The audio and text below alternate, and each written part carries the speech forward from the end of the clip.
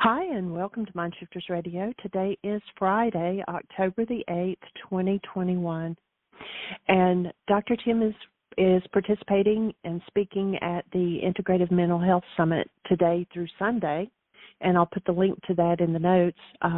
So his hour is going to be pre-recorded, and he titled it The Summary of This Work. So I hope you enjoy, and Michael and I will be with you for the second hour. All right.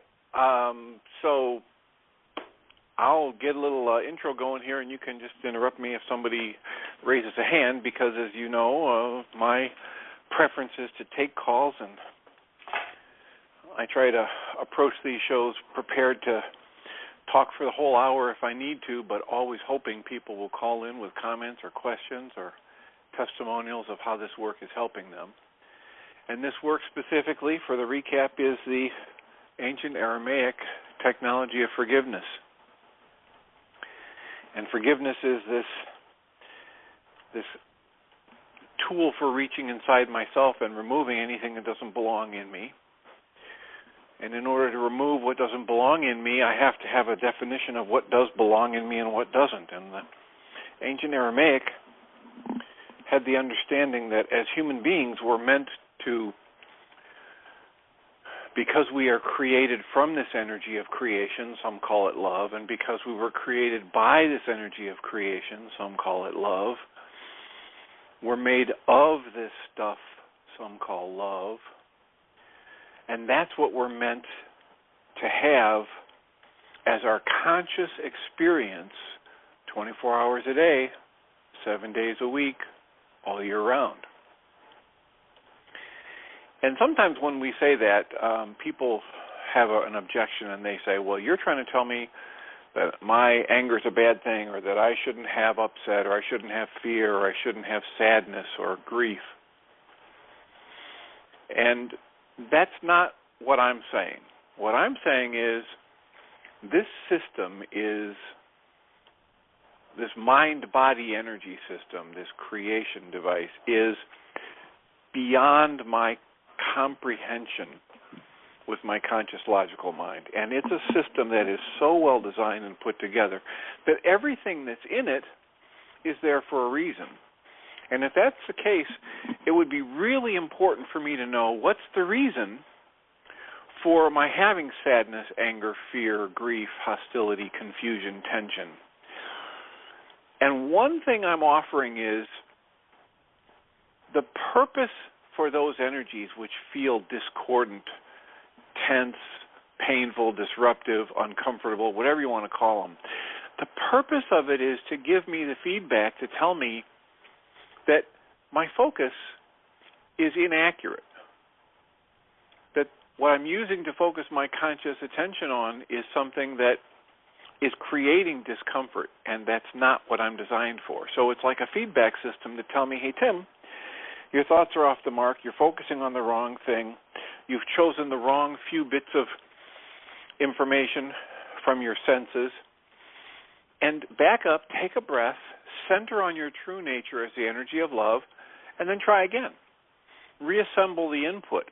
Ask to be shown a higher level of integration of the information, or to choose different parts of the information that are hitting your senses, or what's getting resonated from your past, reevaluate it, dismantle what doesn't belong there, and return your focus to your true nature, that your conscious awareness should be on your true nature all the time, and that is this energy of creation, this energy of love, this energy of compassion.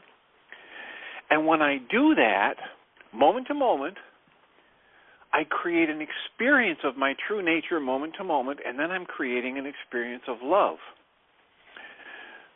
I'm creating an experience of expansion, extension, acceptance, compassion, inclusion, union.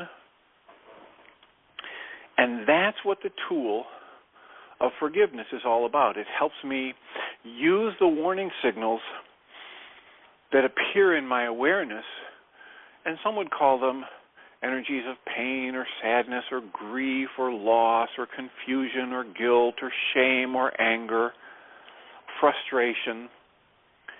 But if I use them as a guidance system, like a Geiger counter or a compass, to help me realize when my focus is off the mark, then I can also use that system in conjunction with a tool like the ancient Aramaic tool of forgiveness to remove from my energy system what doesn't belong there.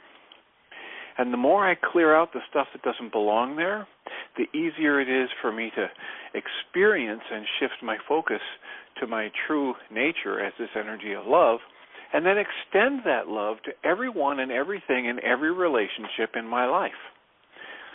And the more I do that, the easier it gets to do. It's amazing how well I've been conditioned by my culture to focus on those things which produce discomfort, anger and fear and tension, physical discomfort, negative emotional states, negative thought patterns. And I've been conditioned into that day after day, week after week for decades. And I was born into an energy system that inherited from both sides of my bloodline the same kinds of unproductive, tense, anger-filled, competition-filled patterns and belief systems. And I got it from both my mom's side and my dad's side that goes back infinitely. And then ever since I was born, I've been raised in a culture that's based on old false beliefs and competition and false separations, one person from another, one skin color from another, one geographic location from another, one political belief system from another, one religious belief system from another. And these false separations, these ideas and beliefs, have been used in the culture that I was born in and raised in for centuries to justify all manner of horrific abuses, from shunning to torture to death to wars to sarcasm to ridicule. False separations, false identifications, artificial, arbitrary lines of delineation based on a few tiny bits of information hitting our senses, and based on a history inherited from all kinds of people who were not living with a direct focus on their conscious nature, conscious awareness of their true nature as love. And I inherited that, and I lived in it for decades, so I've been trained and conditioned to believe I'm right, you're wrong, it's settled, why argue? And of course, when you happen to have a different opinion than mine, I've been trained to believe that if you're somebody that I want the approval of, I should give up my opinion and adopt yours. And if you're not somebody whose approval I want, I will argue with you. I will move to the level of actual antagonism, actual physical aggression to prove I'm right and you're wrong. And if that's been happening in my life on both of my parents' sides and all generations back for as long as time goes, and I inherited the energetic and genetic impressions of that, and then I had 35 or 40 years of conditioning in this culture into that belief system, I've got a lot of work to do to undo those conditioning patterns, to build a new habit. And the invitation of this work is to start anew. Please don't make a New Year's resolution. I really like the way Abraham Hicks says this. Last year, in January, she gave a talk and she said, don't make a New Year's resolution. This one's already come and already gone and you've already ruined it. Make a new moment's resolution. begin to train yourself to observe in the moment and question anew.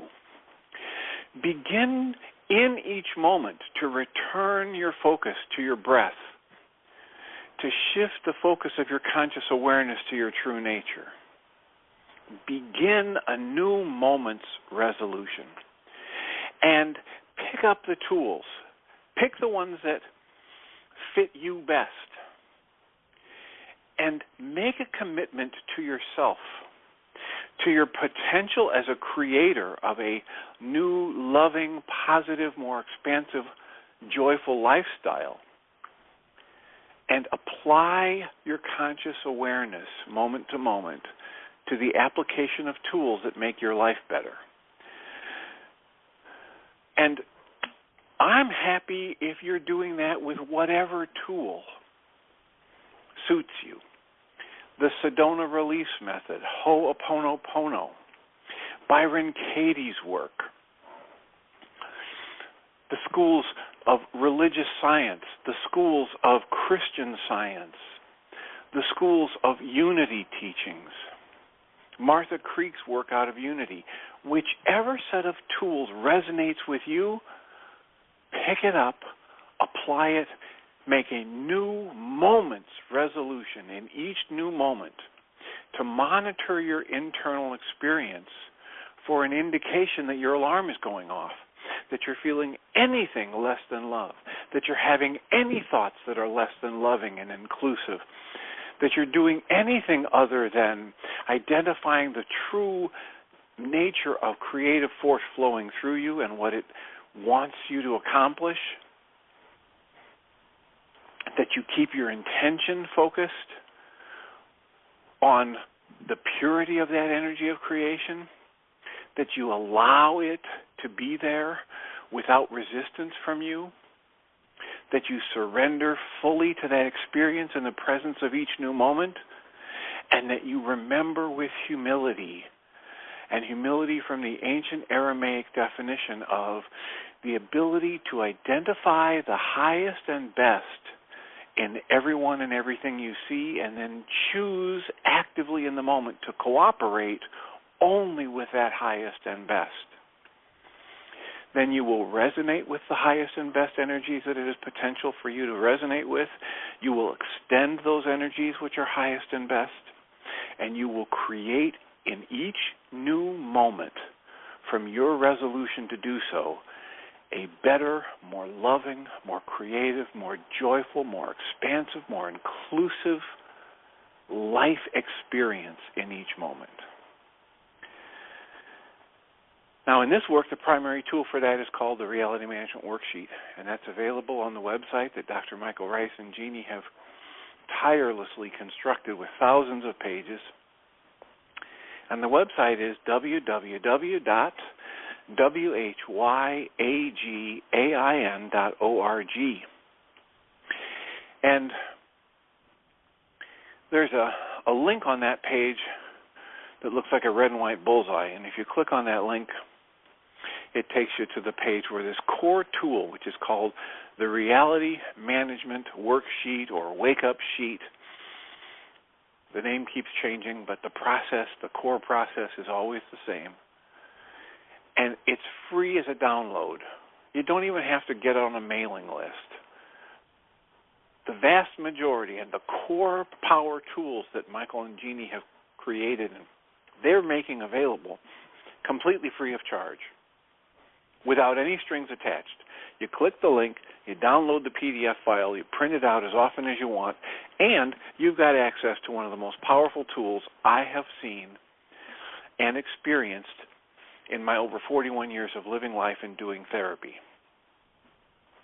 Also on that link, you'll find a link to, again, completely free, you don't even have to add yourself to a mailing list, the 24.5-minute video of a PowerPoint presentation that explains the core of the process. The core of the process, which took Dr. Michael Rice 35 years to try and to really understand. Even though he taught it and he saw it work and he saw people have great results with it, it took him about 35 years to really begin to understand the core. And the core mechanism of this process is to understand that the reality that I'm experiencing in each moment is generated by my mind. It's got nothing to do with what's going on outside of me. And it's generated in my mind, driven by the goals I hold in each moment. And when I hold a goal, it literally recruits data from my past experiences and my energetic patterns, and it uses my past and the information stored in my brain and body's energy system to create a picture in my mind that I then hallucinate and believe is what's going on outside of me. And so if I understand the alarm system and I realize when I'm feeling any kind of discomfort physically, mentally, or emotionally, that means I have done something off the mark. I've shifted my focus away from my true energy as the nature of love. Then, now with the concept of identifying a goal is what drives that creation in my mind that I'm calling reality, that's driven by my perception, I can then go in and cancel whatever goal I'm holding, and I can get access to a higher faculty of experience, of wisdom, of energetic connectedness by simply asking to be shown how I'm actually creating my own pain. And when I cancel the goal, it literally collapses the picture in my mind that I have identified with, that I've been holding on to, that I have been certain is what tells me that I'm right and the world is wrong and that I shouldn't have to be feeling this.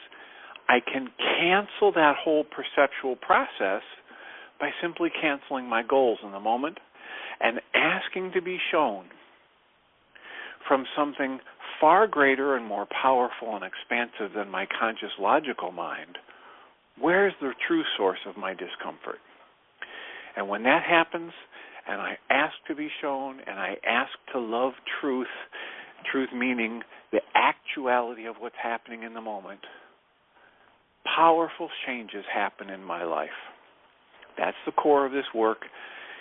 A beautiful PowerPoint presentation outlining it is available for free. The worksheet process itself is available for free. And a whole host of other worksheets and tools that are available for free at www.whyagain.org. So I'll take a breath and I'll ask Michelle if we have anybody in the chat room, if we have anybody with their hand up on the phone queue, or if you have any thoughts about what I've said so far.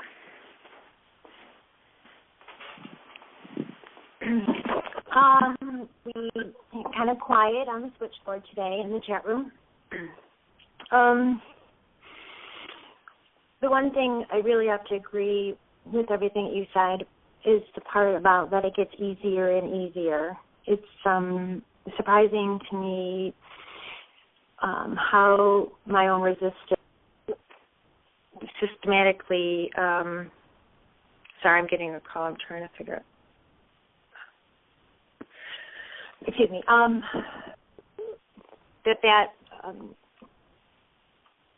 sorry, I lost my train of thought because I was getting a call, and so I was talking about the process of forgiveness and letting go. You were saying it gets easier and easier. Easier, and that has been kind of a delightful surprise because the level of resistance maybe at the beginning when you're coming into the particular issues was very palpable for me and a real force to reckon with, so to speak.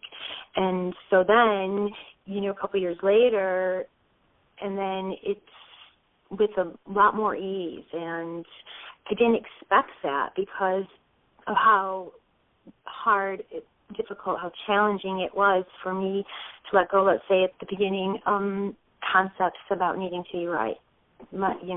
Voracious appetite for needing to be right, and like how that was so integrated and identified so strongly, and I mean,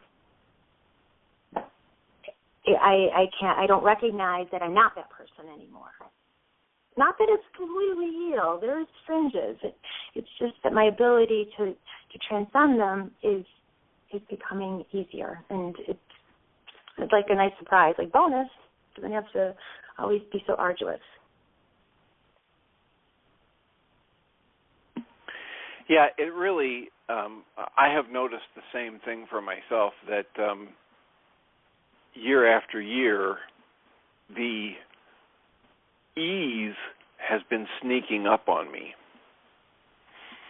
And at the same time, there's a course, a lesson in the way of mastery. In the fifth lesson, it talks about the keys to the kingdom, and it says, the keys to the kingdom are desire, intention, allowance, surrender, and humility.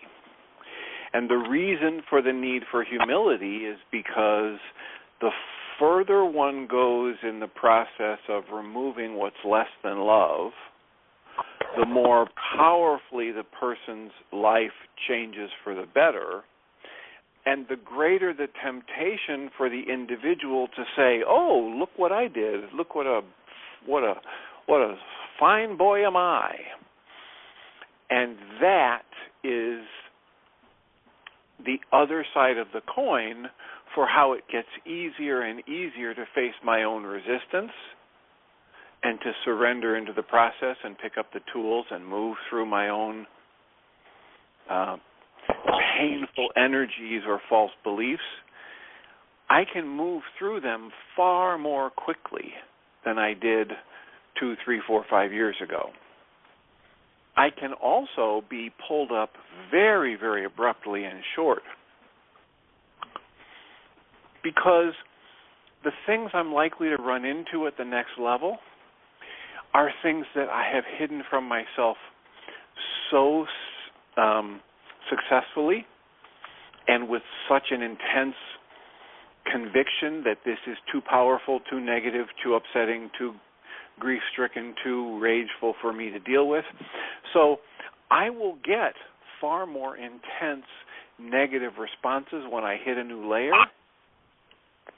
perhaps even more intense than when I first began or in my first few years in this work. What I have noticed, however, is that the duration of the discomfort is getting shorter and shorter. So if I keep my willingness focused and I'm willing to go through the more intense, the more uncomfortable, the more painful, the more confusing layers, they pass more quickly. That's interesting disclosure, Tim, because I haven't really heard anybody mention that concept before, and trying to put it through my own experience to see if that feels right. But it's interesting. So what would you think the correlation is why the intensity be more? Because you're cleared the thinner layers, and so you're getting to the Well, my understanding of it is that it's all directly related to my willingness to go through it. And the things that will pop up when I first say, hey, I want to be enlightened, I want to be a better person, I want to go follow some spiritual teachings, I want to sign up for this wisdom school.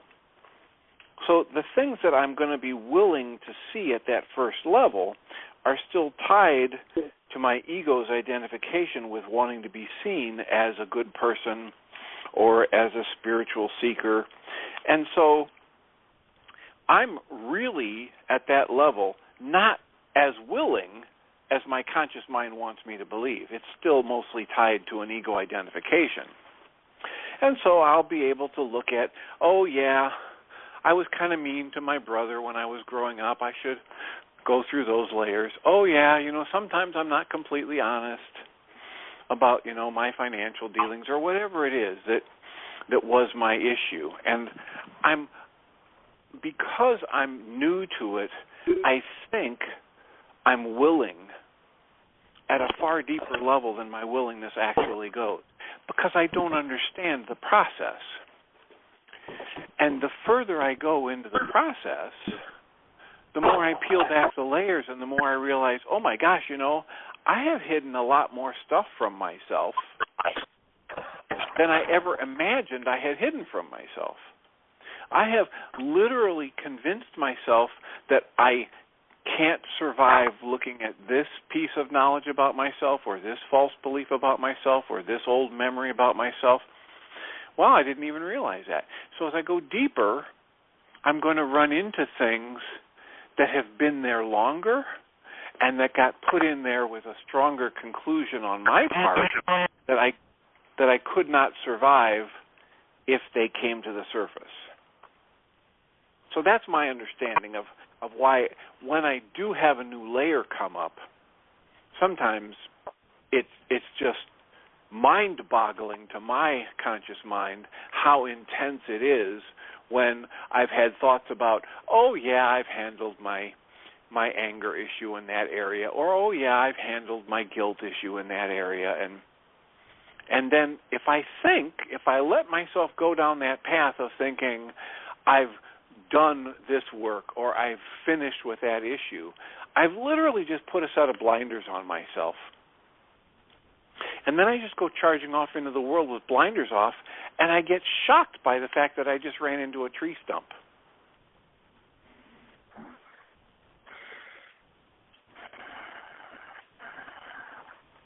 So my challenge is to stay constantly with the resolution in each new moment to be open to watch whatever errors, whatever alarm systems go off, and just stay with the program that says, okay, if I'm in pain, I'm in error. And that's, one of my favorite lines from one of the early worksheets was just that, quote, if I'm in pain, I'm in error. My thinking is off the mark. Another one of my favorite lines from a previous worksheet is, the truth is, my reality is strictly internal, it's unique to me, and is created out of my own thoughts. And if you think about it, that means I'm a very powerful creator, because in each moment I create my experience of life by the thoughts I choose. Because the statement was, the truth is, my reality is strictly internal, it's unique to me, and is created out of my own thoughts. If I can stay focused on that in the moment and just be alerted to the fact that any discomfort, physical, mental, or emotional, is my alarm system provided by the Creator for my benefit to let me know when I'm in error, then I don't have the trap of thinking, oh, I'm done with that. Oh, I've already cleared these issues, so it must be his problem right now. Does that make sense? No, it all makes real sense. I actually want to go back to the laundry list that you provided. I didn't catch who you said it was. Humility was the end of it. There were so the other 5 attributes keys to the kingdom. So the 5 keys to the kingdom from the Way of Mastery, Lesson 5. And the first is desire. And in Lesson 4 in Way of Mastery, the entire lesson is about the energy of desire. And I'll wrap it up this way. We have a lot of confusion that we create and perpetuate by the use of language and words. And there's a lot of individual meaning that each of us has loaded for a word like desire. So in the 4th lesson, Way of Mastery goes into great detail trying to describe the energy of desire. And one little story is that, so here's the Creator, and the Creator creates these beautiful little flowers and provides the energy of creation like the nectar of life that these flowers can suck up from their roots and use to create buds and flowers and beautiful arrangements of creation. And the Creator gave those flowers free will. And the Creator steps back and watches and says, isn't this odd? Some of these flowers I've created, just as this nectar of life and energy comes into their roots and starts to ascend, they tie their stem in knots so that energy can't express. So the energy of desire is simply the energy of creation that wants to express through each of us individually and differently. This is completely different than the energy of wanting or craving or obsession. It's a very powerful but very subtle energy that most of us have been conditioned out of paying attention to. So the entire lesson 4 is some exercises and some talk about how to just slow down and sit back and observe the energy of desire trying to express through us and know we don't have to act on it, and get better and better at tuning our awareness to this very subtle and powerful energy, and that's desire. Lesson 5 talks about the 5 keys to the kingdom. Desire is the first, intention is the second, allowance, surrender, and humility. So, desire we've talked about. I get tuned into what uniquely wants to express through me as this energy of creation. And I practice letting go of the judgments. Oh, I shouldn't want money because I'm a spiritual person. Oh, I shouldn't want to eat ice cream because I'm supposed to be a healthy spiritual person. Oh, I shouldn't want sex because spiritual people don't really care about the physical. And just put all of those judgments away and tune into and make a practice of tuning into this energy that's trying to flow through us, with the understanding that we have the spiritual faculty of choice and that we can choose from a place of balance in alignment with other values and priorities what we act on. And so this helps us move into a very productive alignment. The second, so there's desire, then there's intention. And intention has to do with reminding myself in the present moment that my intention is to be of service to this energy of creation, that my intention is to be aligned with the desire of the Creator trying to express through me. The next faculty is allowance. And this has to do with recognizing that whatever is happening for me, not to me. And that when I have a resistance to something that appears in my life, if I go with the resistance as anything other than my alarm system to refocus on my true nature as love, if I use the resistance from an ego perspective to decide I'm right and you're wrong, I'm removing myself from the stream of life in the moment and the flow of creation. So allowance has me being the leaf on the surface of the water being swept downstream in the flow of the creative energy. I get up in the morning and I have some plans to have a beautiful day out in the sun and a picnic and all kinds of friends invited, and it's raining. And rather than having even a moment's resistance, I allow, and I look at the rain and say, I allow this day to be rainy. I allow this day to progress in an entirely different fashion than what I had planned. So there's desire, tapping into the energy that wants to express, the creative energy that wants to express uniquely through me, intention in the moment, in the presence moment, reminding myself that I want to be aligned with the intention of all creation, in harmony, in extension of love and beauty. And then I want to be in allowance. I want to be in that state of allowing, however the day unfolds, and use it, allow myself to be used in each of those moments to express that creative energy flow with the intention of being in the flow of creation and allowing whatever happens and releasing my resistance in each moment. And then I want to surrender. I want to surrender to all of it that can come, all of life that can benefit from my extension of love in each moment, all that I can learn by surrendering to be taught by the power of the moment, by the other creative beings around me, by the flow of creative energy in my world that I have drawn to me to reveal to me that which is less than love within me so that I can dismantle it and release it. Surrendering in each moment. And a lot of times Dr. Michael Rice talks about this too. He says, people don't want to hear about surrender. We're raised in a culture that's focused on domination and competition and being the best and overpowering things. And people really get all bent out of shape when they hear the word surrender and understand it at these deeper and deeper levels, that it's really a powerful, powerful process. And what most people don't understand is that they are always surrendering to one thing or another.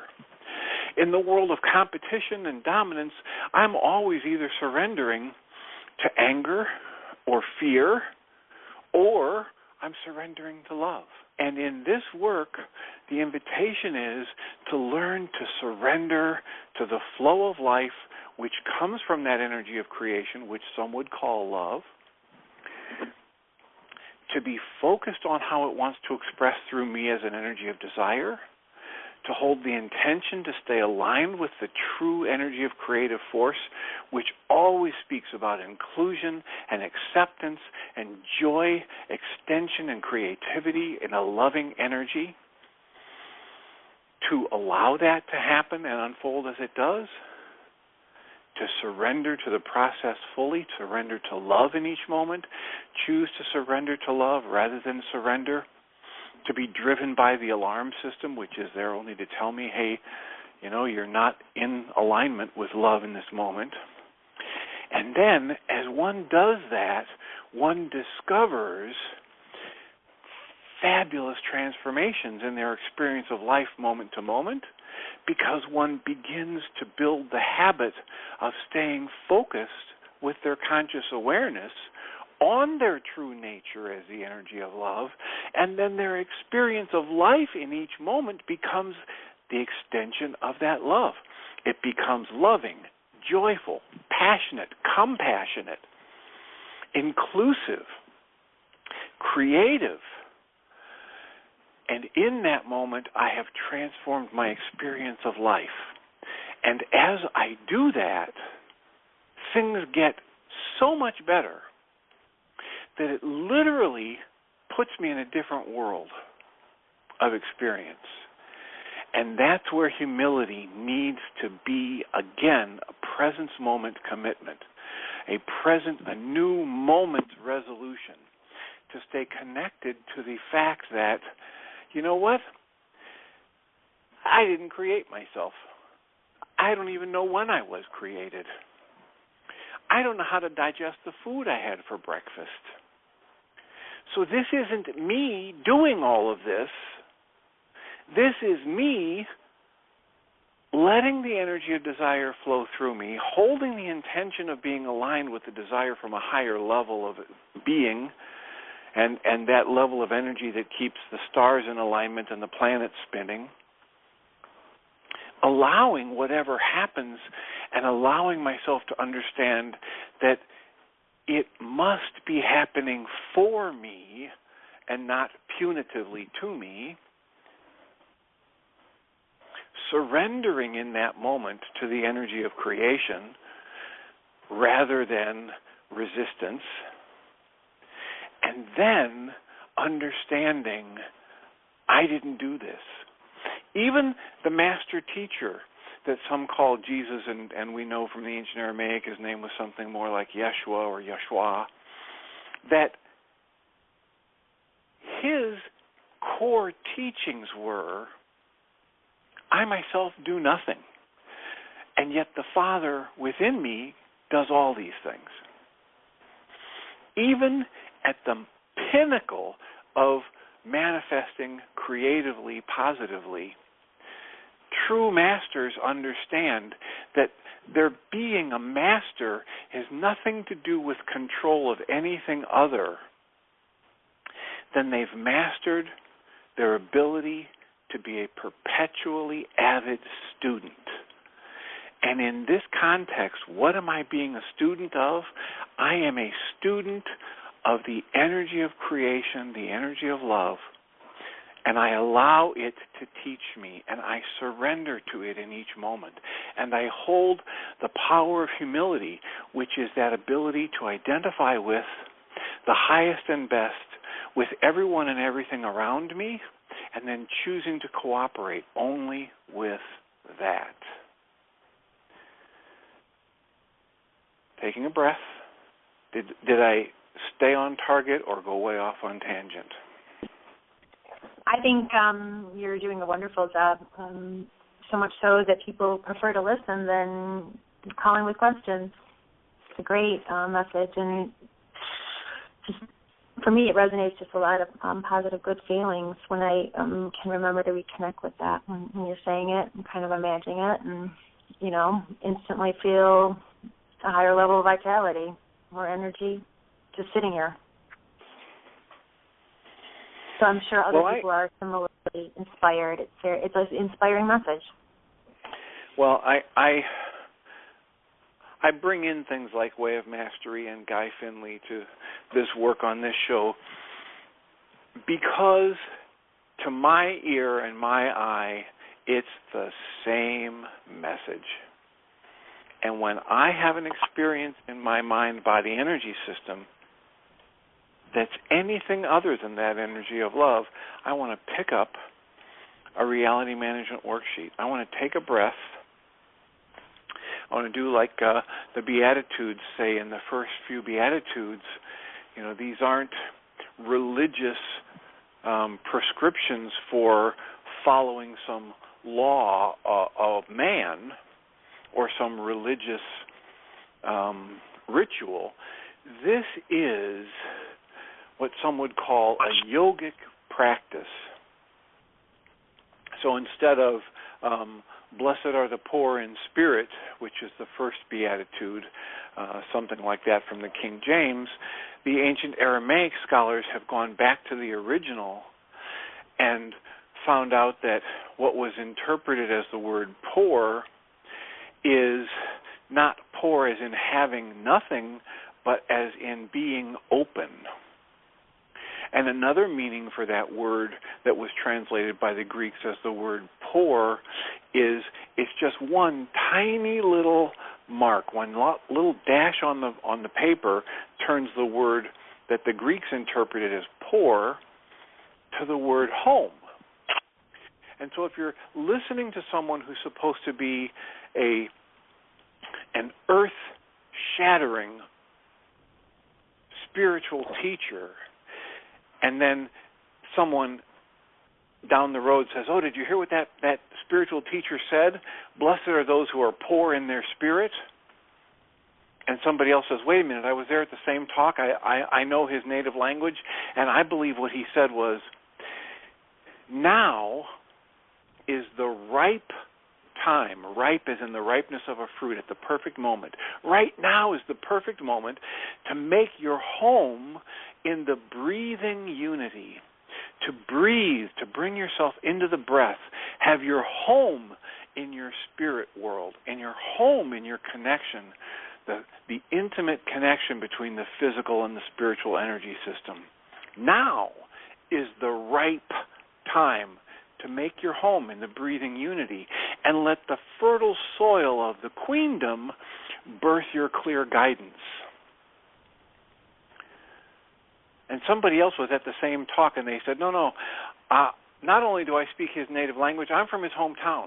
And I really think all he said was, listen, whenever you feel anything that you don't like, breathe, make your home in the breath, feel it fully, keep breathing, and then let it flow through you. That's all he said in the first three Beatitudes. Breathe, feel it, and let it go. it makes more sense to me that a spiritual teacher would say, make your home in your spirit. Make your home in the breath, which connects the energy of creation to this physical body. This energy flow without which there is no animation of that thing you're calling a physical energy system. Focus on that. Let that reconnect you to what your true nature is. Let that remind you that you don't have any idea how your breath keeps moving when you're not thinking about it, or when you're asleep at night and your heart keeps pumping and your food digests. You don't have any idea how you make the body move across the room when you decide to get up and go to the refrigerator. There is something in each of us that is living through us. There is something in each of us which is looking out through us. There is something within each of us that is breathing us, living us, breathing us. And Dale Allen Hoffman likes to quote St. Francis of Assisi who said, what you are looking for when you go on a spiritual quest, when you say you want to find God, what you are looking for is what's doing the looking through you. It is the energy of creation that's trying to express through you in each moment, that keeps your heart pumping, that keeps your food digesting, that motivates your nerve system and your muscles to help you navigate your body through the physical realm. And that reminds me of this one quote that Michael Rice likes to bring up. He says, there's a biblical quote that says, the eye is the lamp of the soul. If the light for you is darkness, how deep shall your darkness become? And he says, if you look at that in the English language as it came through the Greek translations from an ancient Aramaic speaker, it's really boggling. What is that talking about? The eye is the lamp of the soul. If the light for you is darkness, how deep shall your darkness become? But if you have the ancient Aramaic translations and an understanding of the idioms, Michael Rice says, here's a better way to understand what was being said there. Your perceptual mind is your light for this earthly life. It's the thing that's supposed to help you walk through life without bumping into trees or open manholes. Your perception is simply meant to help you navigate through the physical realm. And within that light of perception, there's a site on a CIA website that says their research indicates very, very clearly that our perception does not record reality. We've been taught to believe that if I open my eyes and look out the window, I'm simply going to see what's there. But numerous studies have demonstrated, beyond a shadow of a doubt, that my perception does not record reality. My perception constructs reality. And it's constructed based on goals and conclusions that I hold in my mind, and based on my past experiences, which feed those goals and conclusions. So, here's some kind of a translated quote that comes down and says, the eye is the lamp of the soul. If the light for you is darkness, how deep will your darkness become? Well, here's ancient Aramaic wisdom. If you go back to the original translation, and it says something more like, your perceptual mind is the light for your earthly life. It's here to help you navigate through the physical realm safely. And if your light in that perceptual realm is darkness, in the ancient Aramaic, that meant any form of hostility or fear. If you're feeling hostility or fear, you're not perceiving accurately. Your lights are out. It's as bad as wearing blinders. You're going to create more problems for yourself. You're going to think your internal discomfort, your alarm system telling you you're off the mark, is caused by someone or something outside of you. Then you're going to go chasing after someone or something outside of you to get them, it, he, she, to change so that you don't have to feel your alarm system going off. And that's an endless wild goose chase. There will never, ever be any satisfaction achieved in the world by me getting someone else to change so that I don't have to feel my alarm system going off. So your perceptual mind is the light for your earthly life. And if you're feeling hostility or fear, your lights are out, you're going to have a distorted perception. This is your alarm system telling you, Tim, you've recruited from your past painful memories, false beliefs, traumatic energies, and you're constructing a reality, an internal picture in your mind about the world and the people around you that is not accurate. Tim, stop. You're about to step into an open manhole. Tim, if you're driving a car, pull over, take a few deep breaths, make your home in the breathing unity. Breathe, feel it, and let it go. Restore your conscious focus of awareness to your true nature as the energy of love. The lights will come back on. You will see your life more accurately, and then in that moment you can choose to extend your true nature as the energy of love and creation to everyone and everything around you. And it's guaranteed, Tim, this is coming from your Creator. It's guaranteed to work out better for you than when you act from hostility or fear. This brings to mind, Guy Finley says, the Creator didn't just put you in a world with a teacher. The Creator put you in a world where your constant relationship to the laws, to the energies that can teach you about yourself, your true nature and love in each moment will never abandon you if you simply ask to be taught. You're not just in the world with a teacher. You're in life, in each present moment, with an infinite relationship with that which can teach you about yourself and the true nature of the world around you if you simply ask it to. And if I can become conscious and present in each moment to my internal alarm system, more and more each day, I'm still working at peeling off the layers of decades of conditioning in my own current lifetime. But if I can practice this present moment resolution, this new moment's resolution, to be aware of the alarm system sounding within me, tension, fear, confusion, shame, guilt, upset, grief, pain, rage, frustration, and use that to take a breath, to center, to release what's less than loving in me, to focus my conscious awareness on my true nature as love. The lights come back on. I get a more accurate picture of what actually is happening in the world around me, and these other beings of light and love that are with me. To quote something I wrote earlier in a blog post last week or the week before, there are no idiots in this world. There are only beings of light and brilliance who have either temporarily forgotten or have yet to discover their brilliance. Yes, every one of us has done something that we've later gone back and looked at and said, well, that was idiotic. And yet that does not define us. That is not our true nature. So there are no idiots. There are only beings of light and brilliance who have either temporarily forgotten or have yet to discover their brilliance.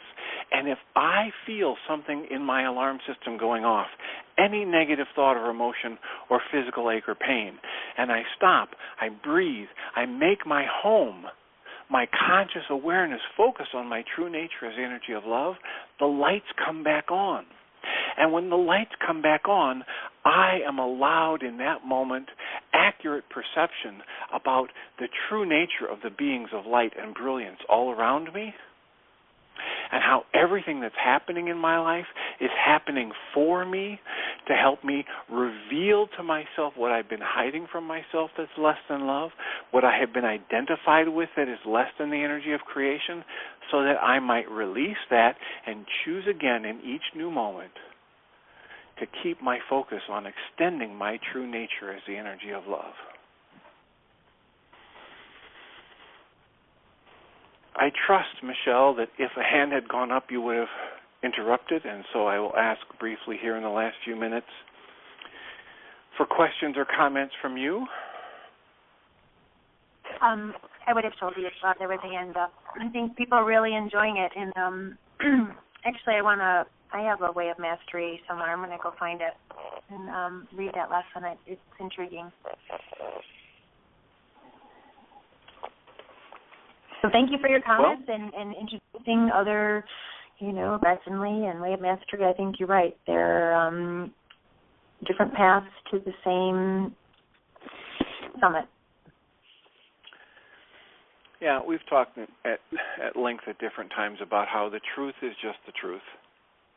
And what's actually true is true no matter which words you're using to describe it. We have times when people get, and I mentioned it last week, we had a support group again last night and one a week ago. And a week ago the discussion was all about a word and a definition for a word and how everybody was having slightly different meanings for the word. And so it ended up with people debating, well, what does that really mean and what does this really mean? So if you get past that, if you look at the actual experience of life, it works the same way for all of us. And so each of the wisdom schools has something to offer, and each of us from our history are going to be able to understand or resonate better with one school than another. And so pursue what soothes you, what nurtures you, what helps you tune into your true nature.